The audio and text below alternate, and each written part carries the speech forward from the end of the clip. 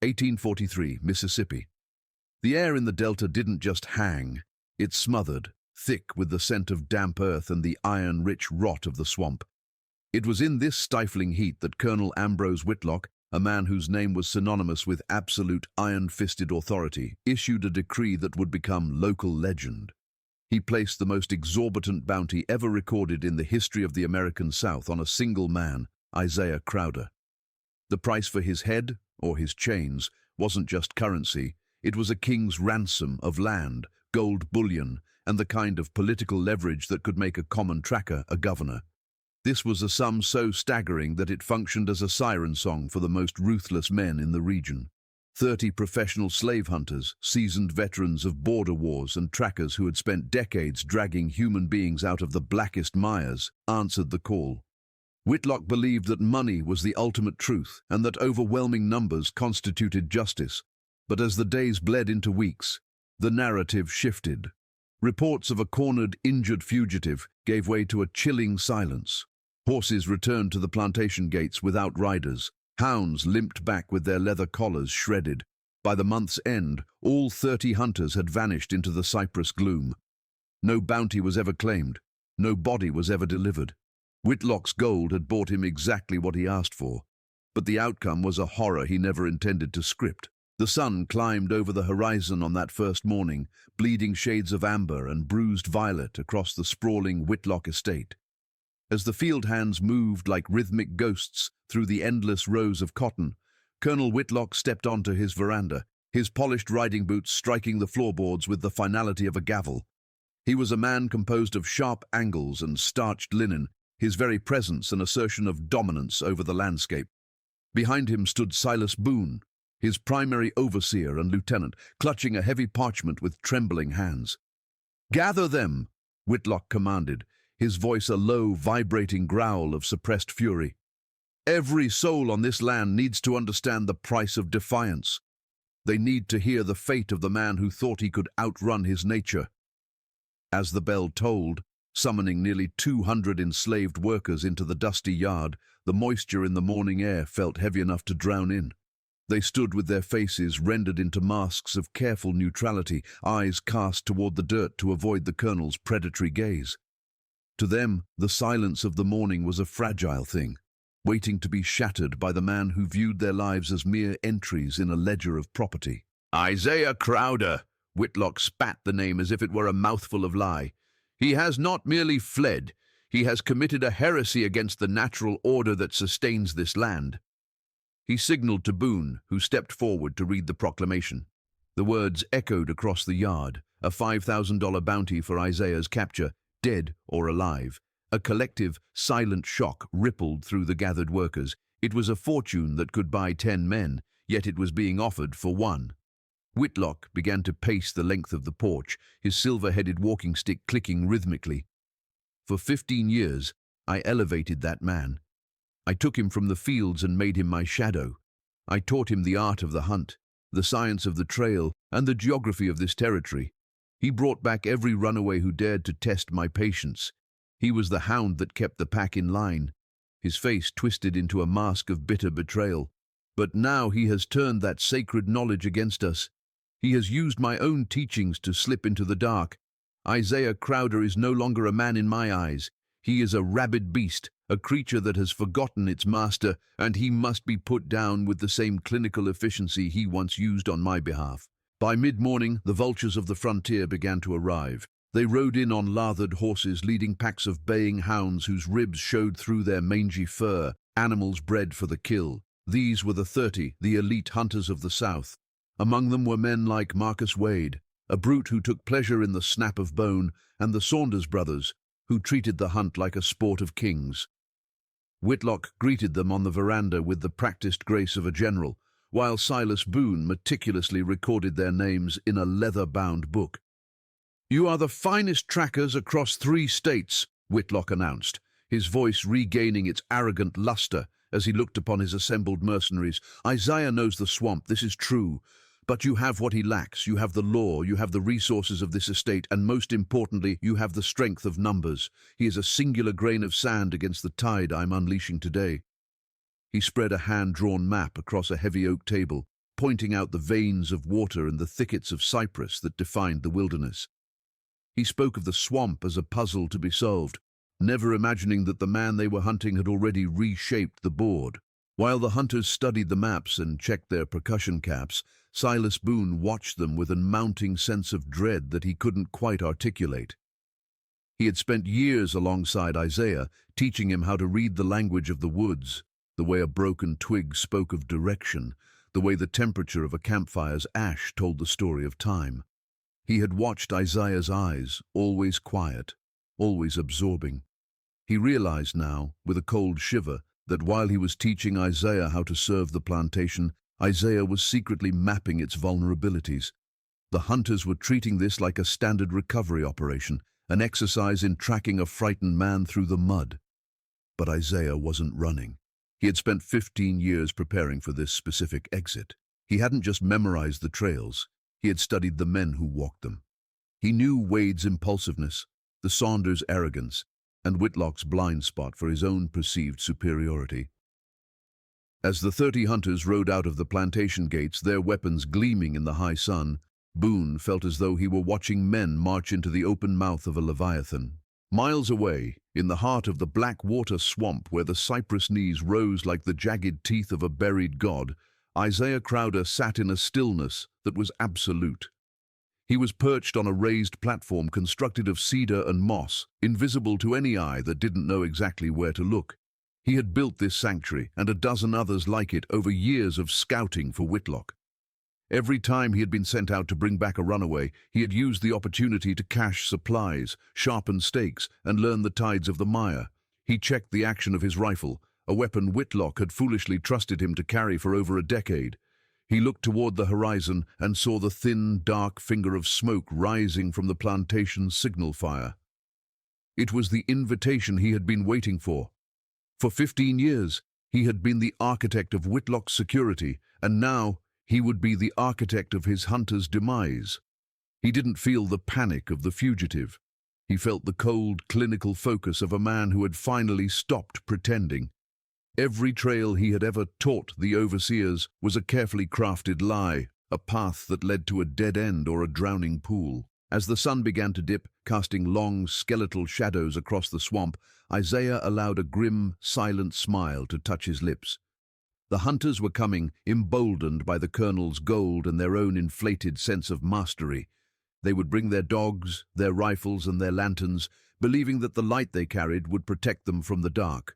They didn't understand that in this place, Isaiah was the dark. He was the water that didn't ripple, the wind that didn't rustle the leaves, and the predator that knew the prey's heart better than the prey knew its own. This wasn't a pursuit. It was a harvest. The bounty had been set, the 30 had been summoned, and the stage was perfectly dressed. Isaiah Crowder stood up, moving with a fluid grace that left not a single vibration in the air and vanished into the thickening fog of the cypress groves. The hunt had officially begun, but the 30 men who entered the swamp that evening had no idea that they were no longer the ones doing the tracking. The first dawn after the proclamation was a bruised grey affair, the air saturated with a mist so thick it clung to the skin like a wet shroud.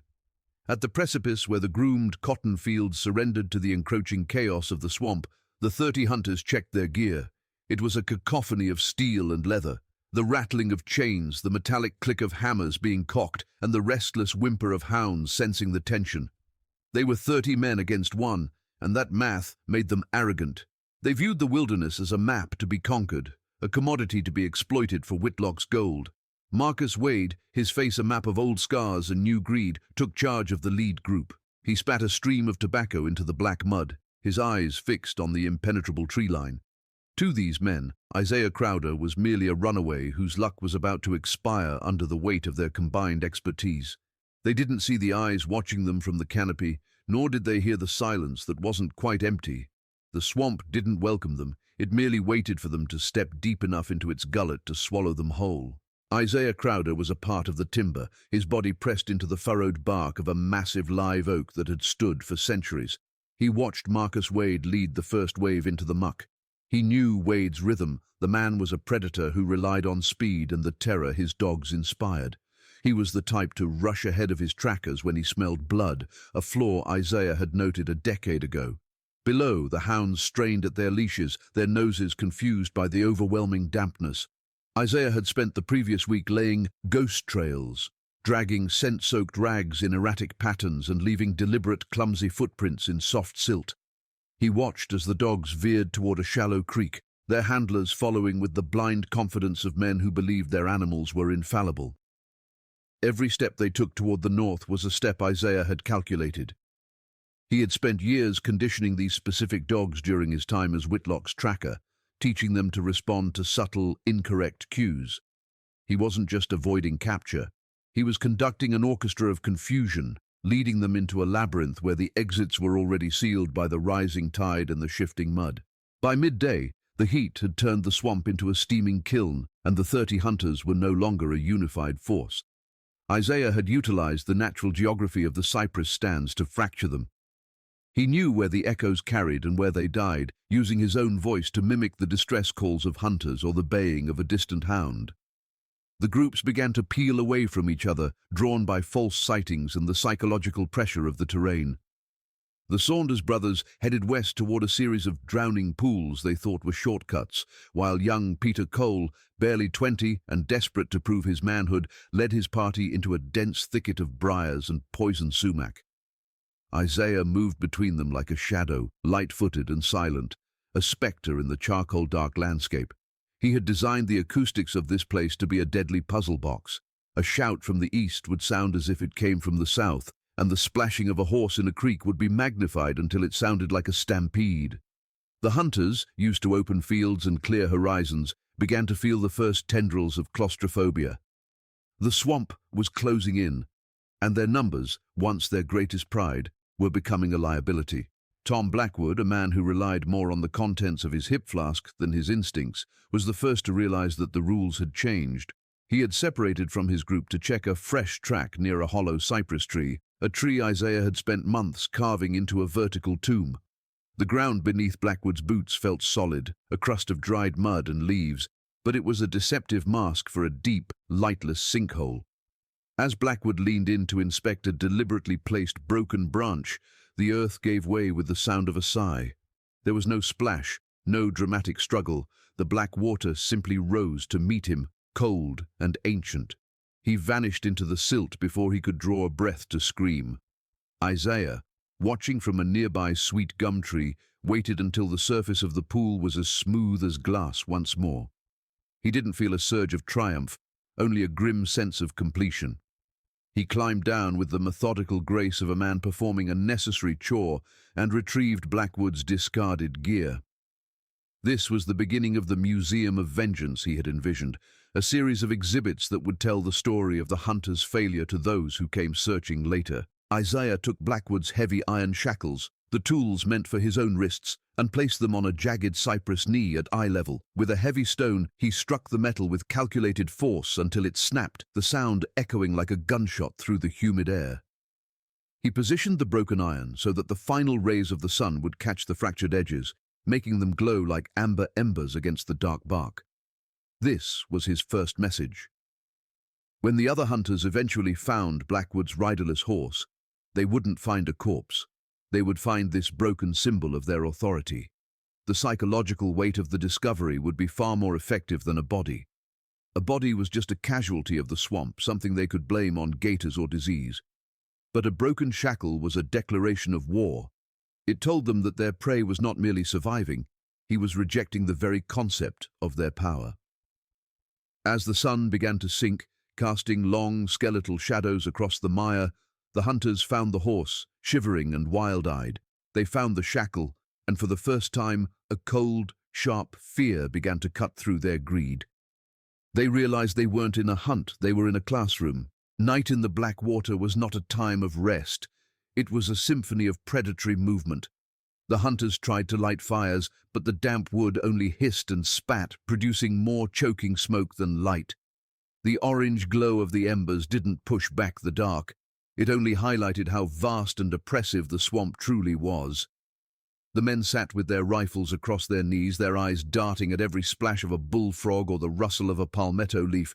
They could hear Isaiah, or at least they thought they could. A low whistle from the canopy, the sound of a single snapping twig from the opposite direction, the feeling of being watched by 1,000 unblinking eyes. The hounds, once fierce, now huddled against their masters, their tails tucked between their legs. Isaiah moved through the perimeter of their camp like a breath of wind. He could have ended several of them right then, but he knew that fear was a slow-acting poison. He wanted them to spend the night listening to the swamp breathe, imagining his face in every shadow. He wanted them to realize that their gold and their names meant nothing in a place where the only currency was survival and the only law was the one he had written in the mud. Young Peter Cole, the boy who had boasted of his Winchester rifle, found himself alone as his group drifted apart in the midnight fog. He clutched his weapon until his knuckles were white, his breath coming in short, panicked gasps. Every time he tried to call out, the swamp seemed to swallow his voice, the moss-draped trees acting as a natural muffler. He felt a presence nearby, not a man, but a ghost made of charcoal and moonlight. He turned, his rifle raised, but there was nothing but the swaying Spanish moss. Isaiah watched him from a distance, noting the boy's disintegrating resolve. He didn't want the boy's life. He wanted his terror to serve as a beacon for the others. He threw a small stone into the water behind Cole, and the boy spun around, firing blindly into the dark. The flash of the rifle illuminated the trees for a split second, revealing the horrifying emptiness of the woods. The shot echoed, a lonely, futile sound that only confirmed to the rest of the hunters that they were losing. By the time the first grey light of dawn began to seep back into the swamp, the 30 men were no longer looking for a bounty. They were looking for a way out, but Isaiah had already rewritten the map, and every path now led deeper. Isaiah remembered the plantation's resident physician, Dr. Aris Thorne, a man who viewed the human body as nothing more than a complex machine to be maintained for maximum output. Years ago, Whitlock had forced Isaiah to assist the doctor, believing that a tracker who understood anatomy would be more effective at preserving property during a pursuit. Under the flickering amber glow of oil lamps, Isaiah had been made to name every bone, muscle, and major artery, while the doctor performed grim dissections on those who hadn't survived the harvest. "Learn where the spirit resides, boy," Thorne had droned, his hands stained with the iron scent of mortality. "Learn where the frame is strongest and where it fails so you can bring them back in one piece." But Isaiah had learned a different lesson. He had memorized the exact location of the carotid artery, the structural weakness of the femoral joint, and how easily a lung could be collapsed with a single precise impact. He had been forged into a healer's shadow, an instrument of biological understanding that was now being deployed with surgical coldness. The knowledge meant to keep men in chains was now the very thing that would break those chains forever. He wasn't just tracking the 30 hunters, he was dissecting their resolve, one ligament at a time, using the very science they had beaten into him. Dawn broke with a sun the color of a fresh wound, its light struggling to penetrate the thick canopy where Marcus Wade's group was currently unraveling. Wade, the most aggressive of the 30, was pushing his men through a section of the swamp Isaiah called the rib cage, a dense stand of dead cypress trees that looked like the skeletal remains of a gargantuan beast. Isaiah watched from a ledge of thick moss, his charcoal-stained skin blending perfectly into the shadows. He had observed Wade for years, noting the man's habit of lead-footing through tall grass when he thought he was close to a kill. Isaiah had prepared a pressure trap here, using the natural tension of a bent hickory sapling and a series of vine-corded stakes. As Wade lunged forward to investigate a deliberately placed piece of Isaiah's own tattered shirt, the mechanism triggered. It wasn't the sound of a struggle that filled the air, but the sickening, wet thud of wood meeting resistance. Wade didn't even have time to scream. His own momentum had sealed his fate against the very terrain he claimed to master. His men scattered in a blind, directionless panic, their boots splashing through the muck as they fled from an invisible executioner who knew exactly where to strike. By mid-morning, Isaiah began the process of curating the evidence. He moved through the ribcage with the silence of a passing cloud, collecting items that would serve as psychological anchors for those who remained. He found Wade's heavy wool coat, torn at the shoulder, and hung it from a branch 12 feet above the ground, high enough to be seen but too high to have been placed there by a man in a hurry. Below it, he arranged a rifle stock, splintered into 3 clean pieces, and a single blood-stained handkerchief belonging to Tom Blackwood. He didn't leave bodies, he left questions. He understood that the human mind, when faced with an absence of information, would manufacture a horror far greater than any physical reality. He wanted the search parties to find these artifacts and see not a fugitive, but a force of nature, a ghost that could hang a coat in the clouds and snap steel like a dry twig. He was using the anatomy of fear that Whitlock had once lectured him on. Fear lives in the dark, Isaiah. It lives in what they can't see. Isaiah was now the architect of that darkness, ensuring that every piece of gear they found felt like a premonition of their own disappearance. The Saunders brothers, two men who had built a reputation on their instinctive tracking, were the next to find the limits of their talent. They had moved into the Black Mirror section of the swamp, where the water was so still it perfectly reflected the sky, making it impossible to judge depth or distance. Isaiah had spent weeks here, mapping the hidden spines, narrow ridges of solid earth just inches below the water's surface. He led the brothers on a chase that seemed to stay on solid ground, only to veer sharply onto a spine that ended in a sheer underwater drop. He watched from behind a veil of Spanish moss as the younger Saunders brother, emboldened by the sight of fresh footprints on the bank, spurred his horse forward. The animal, sensing the treachery of the silt, bucked and threw its rider into a deep pool of quick mud. The older brother plunged in to help, and within minutes both were trapped in the swamp's cold, suffocating embrace. Isaiah didn't intervene. He stood on the bank, a silhouette of vengeance, and watched the water settle. He then retrieved their distinctive wide-brimmed hats and placed them side by side on a log, like two empty shells. The Saunders' instinct had been their undoing, a flaw Isaiah had exploited with the patience of a spider. Deep in the silence that followed, Isaiah allowed himself a single, fleeting moment of grief. Not for the men he had neutralized, but for the man he might have been. He looked at his hands, calloused and stained with the tannin of the swamp, and remembered the young boy who had wanted to use Dr. Thorne's lessons to heal his mother's recurring fever. He had wanted to understand the body, to save it, to mend what was broken and soothe what was pained. Instead, his life had been a series of forced lessons in destruction. The plantation had taken his curiosity and sharpened it into a blade. They had taken his patience and turned it into a snare. "You made me," he whispered to the humid air, his voice a jagged rasp. "Everything I am, you crafted in your own image." He felt the weight of every man he had taken, a heavy stone in his chest, but he didn't let it slow him. He was an instrument of the very system he was now dismantling, a mirror reflecting their own cruelty back at them. He wasn't a murderer by nature. He was a consequence. He was the harvest of the seeds Whitlock had sown in the dark, and the reaping was only beginning. Back at the plantation, the atmosphere had shifted from arrogant celebration to a cold, creeping dread.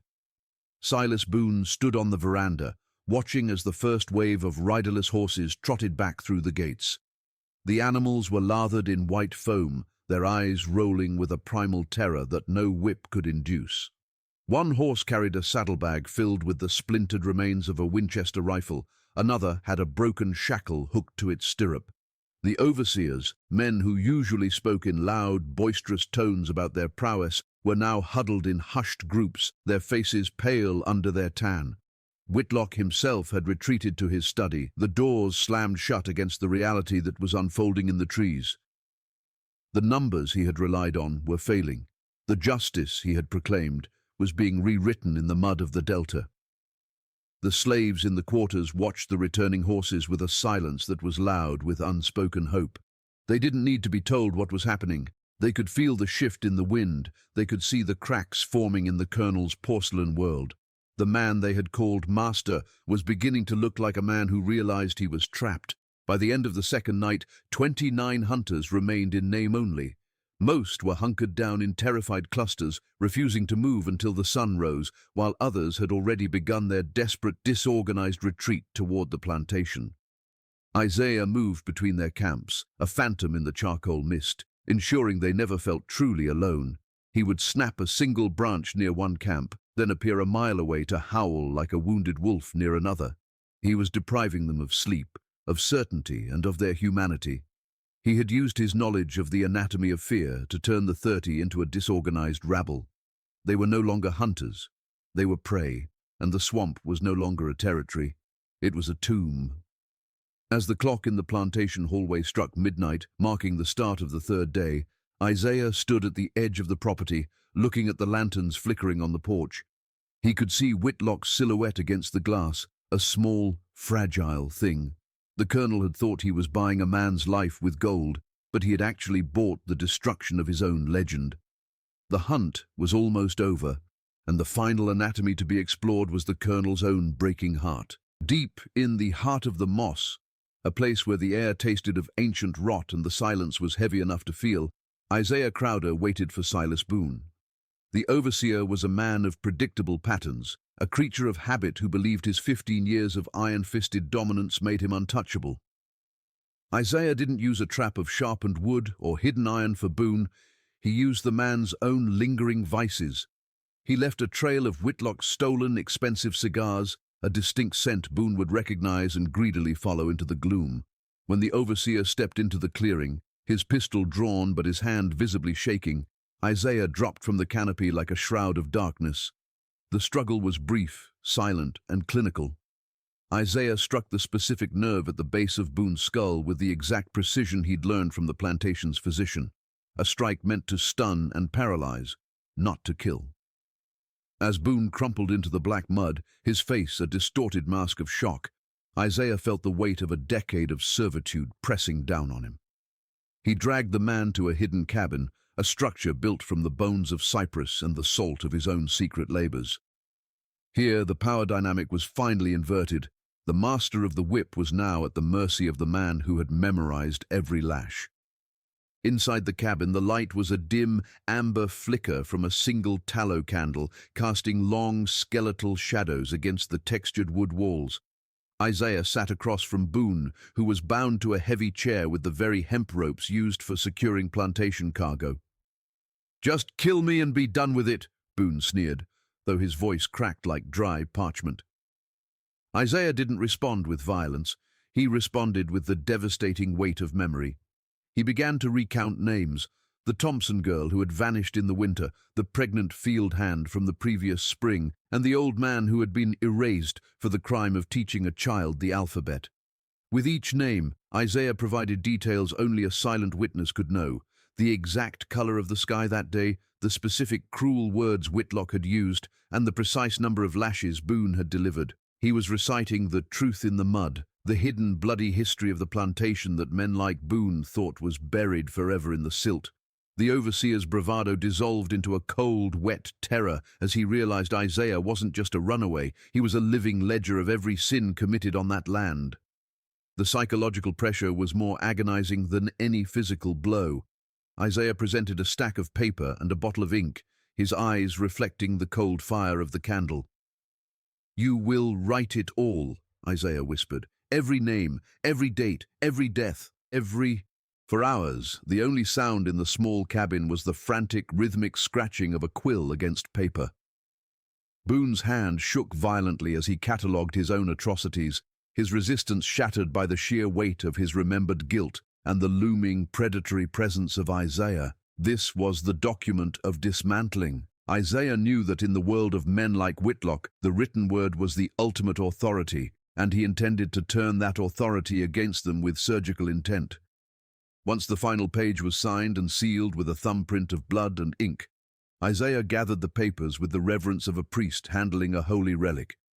He wrapped them in thick oilcloth to protect them from the swamp's eternal dampness. These pages would go north, carried by a network of shadows, free black men, sympathetic farmers, and the invisible lines of the underground resistance. This was the true harvest of Isaiah's 15 years of tracking.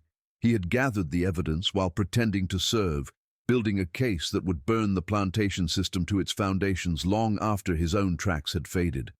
But as he prepared to send the package through his contacts, a distant rhythmic tolling of the plantation bell reached his ears.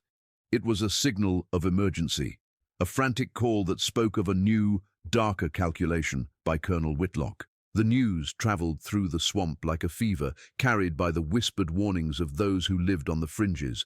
Whitlock, realizing his hunters were vanishing and his authority was rapidly eroding, had turned his rage toward the only thing Isaiah still cared for: the people left behind. From a hidden ridge, Isaiah watched through brass spyglasses as the slaves were herded into a tight, terrified circle in the plantation yard, illuminated by the harsh midday sun.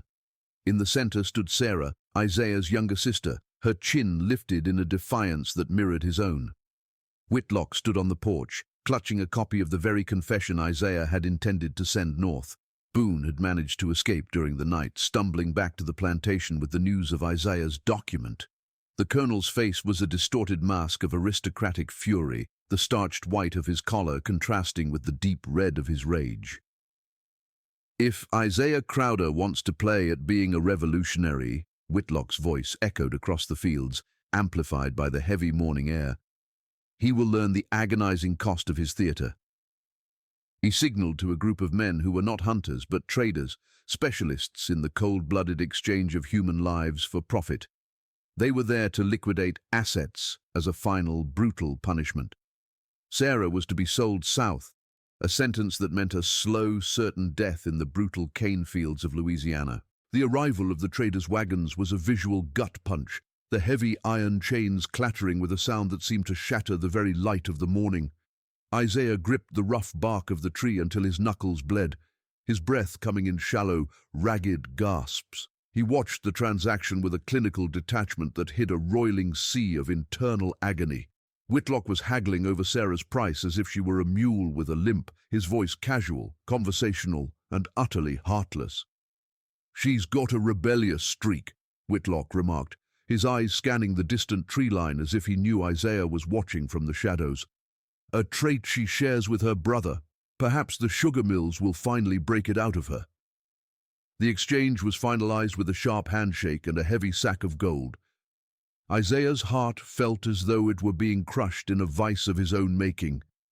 He had tried to fight with truth, with documents and confessions, believing that exposing the darkness to the light would be enough to end it.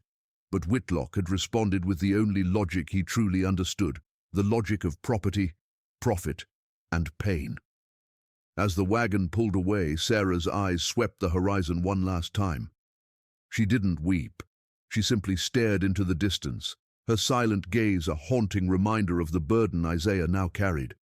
Truth was a shield, but in this moment, it wasn't a sword. As the sun set, painting the plantation in shades of blood and charcoal, Isaiah retreated into the deep, suffocating cypress gloom.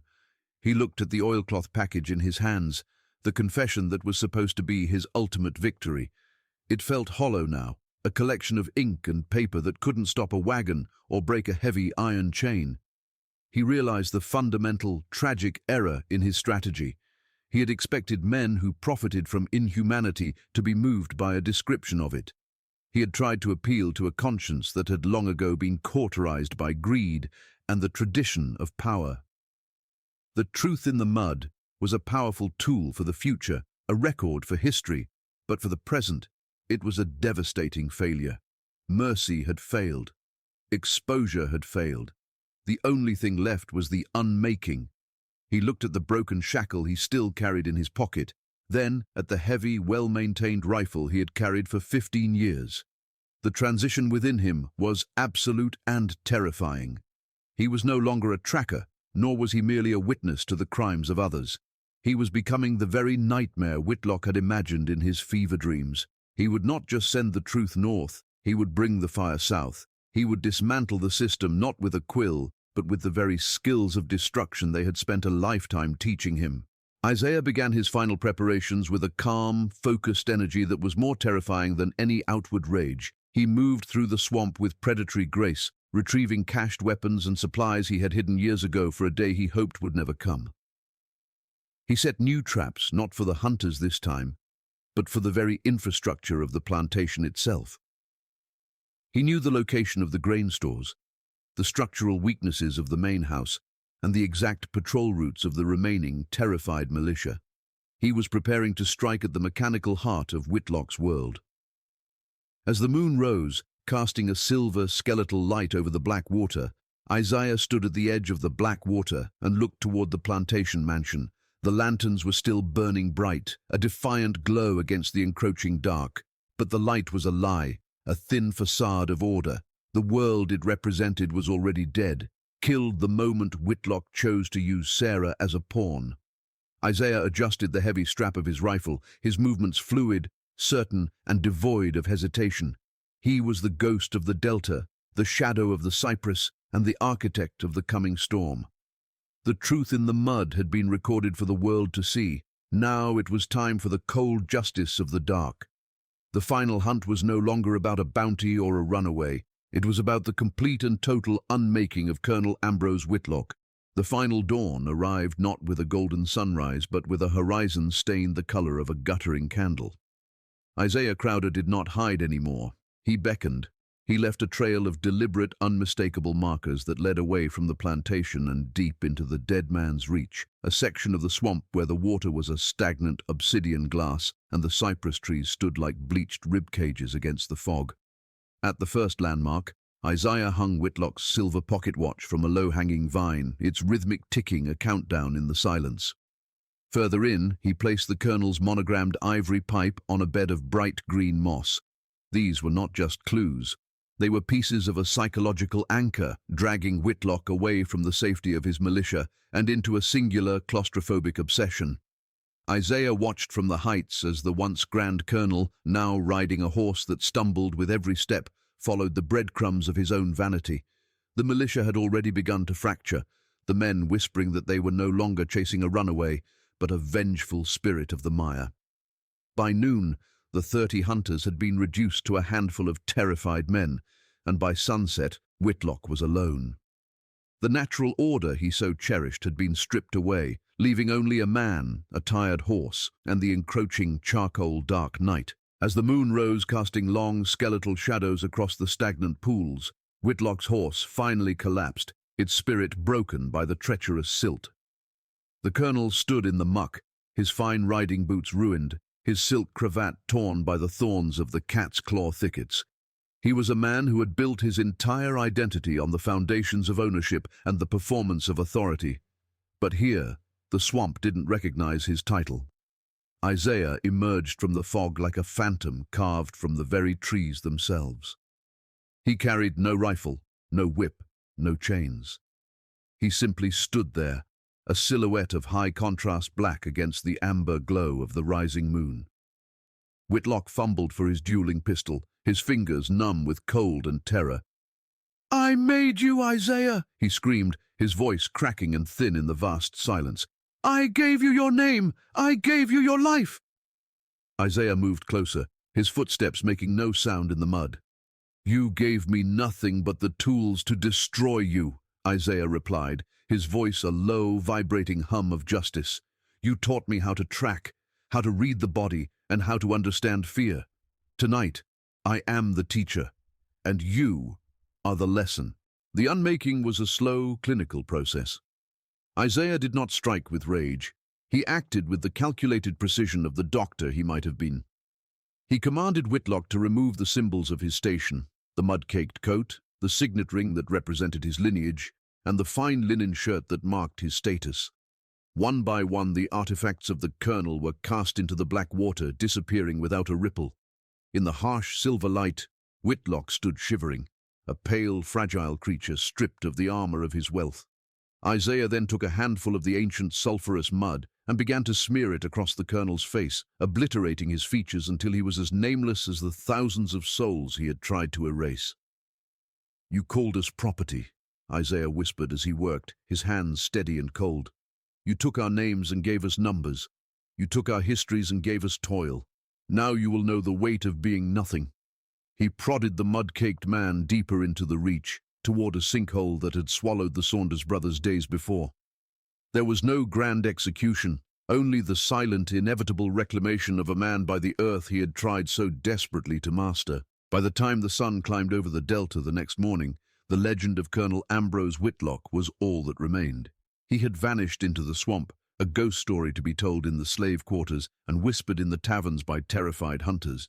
But the reality was far more transformative. Isaiah didn't just end a man, he broke a system's spine.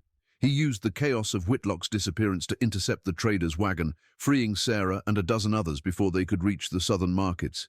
He didn't just liberate them, He gave them the labyrinth maps, the secret paths through the cypress and the codes for the safe houses he had established during his 15 years of silent scouting. The region was forever changed. Plantation owners who once slept soundly now jumped at every snap of a branch. Hunters who once took pride in their property recovery now refused to enter the swamp for any price.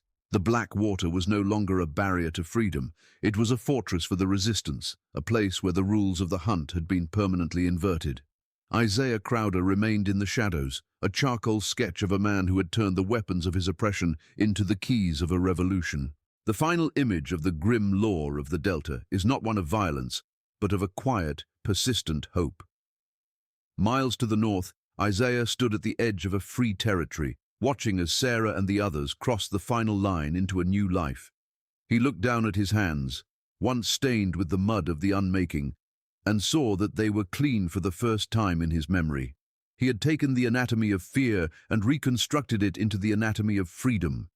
He left the broken shackle on a fence post, a silent signal to those coming behind that the path was open, provided they had the courage to walk the dark trails. The story of the most expensive bounty in history didn't end with a reward collected, but with a debt paid in full. The 30 hunters were gone, the colonel was mud, and the man they tried to hunt was now the guardian of the gate. As the mist settled over the cypress, Isaiah turned back toward the shadows.